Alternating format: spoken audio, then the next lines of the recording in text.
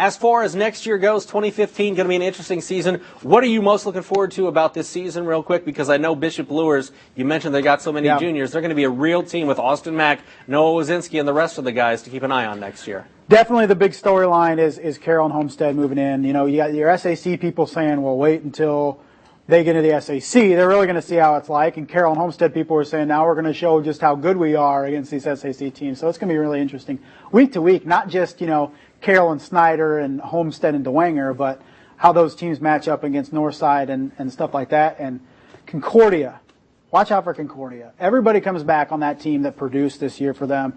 A lot of people want to talk about the big three next year. Northside is going to be better next year. Concordia is going to compete for the SAC championship next year. And that's a guy we should have mentioned for Coach of the Year, because considering the 19 seniors they lost, the Division I quarterback that they lost, for them to be competitive in most games in the SAC, I think they gave Luers all they asked for in the postseason as well. Yeah. That was pretty impressive considering all the new faces that were playing major roles. Yeah, you had the quarterback battle, you know, at the beginning of the season with Morrison's brother, Peter, and, you know, he loses it, but eventually goes to wide receiver and shines there. And Peterson Curligran's been outstanding. The Starks boys, I mean, you know, C.J. Morris. I mean, all those guys are back next year, and then they got a lot of playing time the last couple of years. So don't sleep on the cadets. And you would imagine Dwenger will have a bounce-back season. They don't stay down for very long. I know they weren't happy with how things turned out this season, and you figure Snyder reloads too. It's kind of the same characters. Yeah, you know, Northside had a lot of young guys. Snyder will be Snyder. I really want to see if Northrop and South can take that next step. I mean,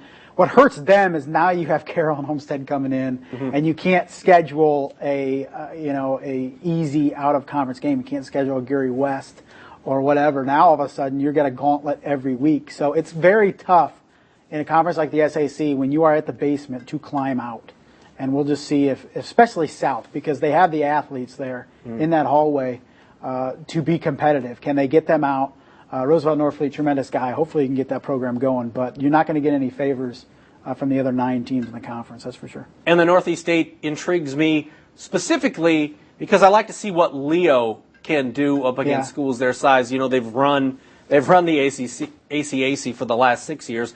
What are they going to be able to do against schools that are a little bit more their size and a little bit more their caliber of program? Yeah, how do we see them against New Haven and East Noble and stuff like that? That's going to be interesting week in, week out. And I think it'll be a fresh kind of thing for the NHC. I mean, I know New Haven won it last year, but majority it's dominated by Homestead and Carroll. So I know those schools are kind of looking for a fresh start. And then the ACAC is going to be excited to see Leo out.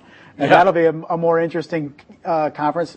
Because you could always pick 2 or 3 games in the ACAC. It was Leo against this and Leo against this. Heritage, and that's what was going to decide the conference. So I think next year you're going to see a lot more parity in the ACAC, which is going to be exciting. All right, man. I appreciate you coming in every week, talking Inside the Zone high school football. Nobody does it better than Justin. You can check him out on the News Sentinel every day. Yeah. Why not? Every day. Yeah. What the heck? Why not? I appreciate the time, Justin. And anytime, man. This is our final edition of Inside the Zone, so we will see you next football season talking high school football in Northeast Indiana. For Justin, I'm Glenn. We'll see you then.